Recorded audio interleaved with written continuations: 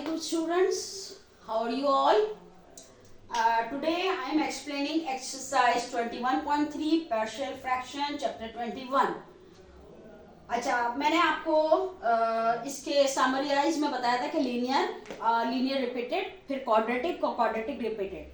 तो आज हम क्वाड्रेटिक इक्वेशन तक पहुंच चुके हैं। आपको नजर आ रहा है कि एक तो लीनियर इक्वेशन है डिनोमिनेटर में और दूसरी क्वाड्रेटिक है। तो क्वाड्रेटिक के लिए जो है वही होगा, लेकिन क्वाड्रेटिक के लिए जैसे आप वेरिएबल चूज करते हैं a, उसके साथ लगेगा x, दूसरा वेरिएबल होगा b divided by x square plus 7। यानी क्वाड्रेटिक डिनोमिनेटर के लिए आप इस तरह से वेरिएबल्स को लिखेंगे कि ax प्लस b। अच्छा, फिर दूसरा लीनियर आ रहा है तो उसके लिए थर्ड वेरिएबल इस्तेमाल किया जाएगा और सिंगल होगा, किसी किस्म का कोई x वेरिएबल नहीं लगेगा, c divided by x minus 2। ठीक है, ये हो गया। अच्छा, आपको मैंने बताया है कि जो भी एलसीएम होता है ये पूरा फुल एलसीएम होगा तो हर फ्रैक्शन से क्या होगा, मल्टीप्लाई। तो यहाँ पे सिंपली आपके पास x square minus x minus 13 बचेगा। जब यहाँ पे होगा तो ए एक्स प्लस बी, ये वाला ब्रैकेट कैंसिल हो जाएगा और इसके साथ क्या आ जाएगा आपका x माइनस 2, फिर प्लस c। जब ये पूरा एलसीएम इससे मल्टीप्लाई होगा तो x माइनस 2 वाला कैंसिल हो जाएगा और एक्स स्क्वायर प्लस 7 आ जाएगा। अच्छा, आप देख सकते हैं कि यहाँ पे तीन वेरिएबल है a, b और c, जबकि x की वैल्यू आपको सिंपल एक ही मिल रही है कि आप x माइनस 2 को इक्वेट करेंगे 0 के तो आपका x इज इक्वल टू 2 आएगा। ठीक है ना, और 2 को प्लेस करेंगे। बाकी दो वेरिएबल के लिए उसी तरह से काम होगा जैसे मैंने 21.2 में बताया था कि कंपेयर कोफिशिएंट। अब इसके अंदर नजर आ रहा है कि एक्स स्क्वायर हाईएस्ट कोफिशिएंट है। ठीक है, तो एक्स स्क्वायर करेंगे और फिर तीसरे वेरिएबल के लिए कंपेयर करेंगे कोफिशिएंट एक्स। ठीक है, तो अब मैं ये वाली इक्वेशन को आप याद रखिएगा कि पुटिंग इसमें करनी है, ओपन मैं कंपैरिजन के लिए करूंगी। ठीक है, एक्स स्क्वायर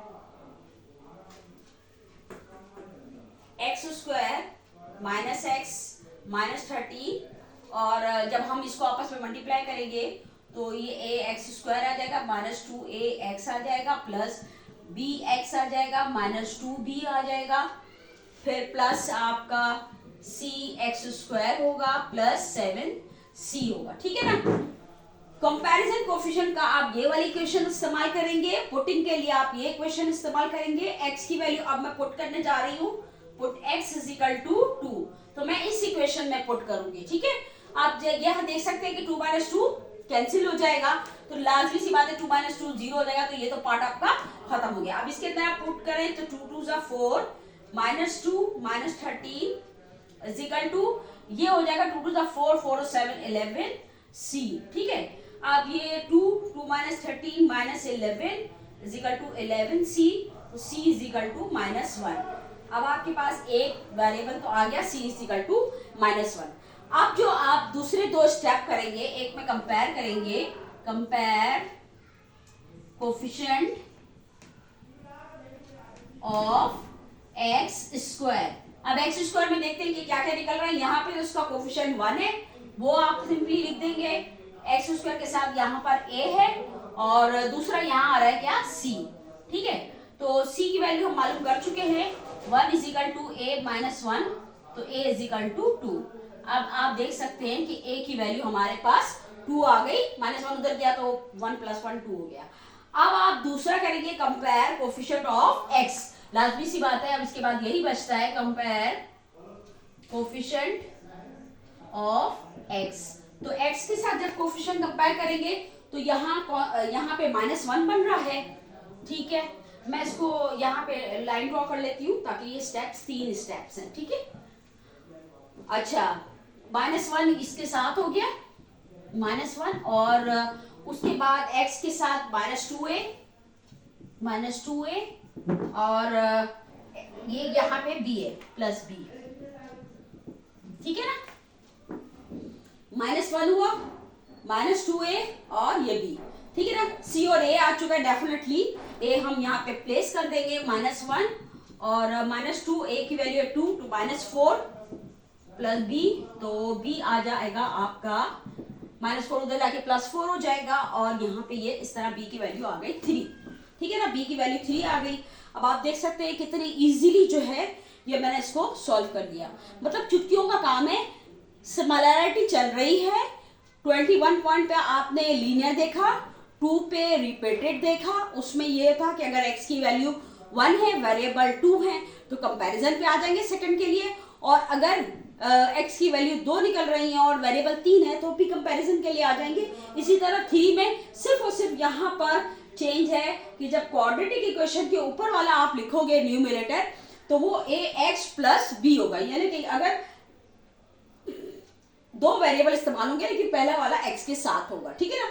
फिर थर्ड जो है वो आप लीनियर है, सिंपल, तो आप c करोगे, ठीक है। अब उसके बाद आप इसको लिखने का तरीका बता चुकी हूँ।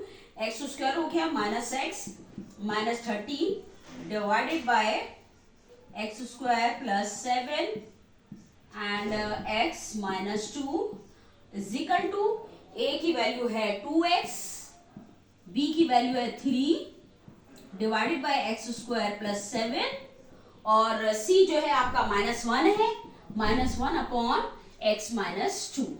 तो आप देख सकते हैं कि किस तरह से आपकी इक्वेशंस आराम से ये स्प्लिट हो गई, ठीक है ना। ये इक्वेशन पार्शियल फ्रैक्शन में किस तरह से स्प्लिट हो गई, 2x स्क्वायर प्लस 3 थोड़ा सा अच्छा बना लेते हैं, ठीक है, सही है, प्लस 3 और ये इस तरह से आपका बहुत अच्छे से हो गया।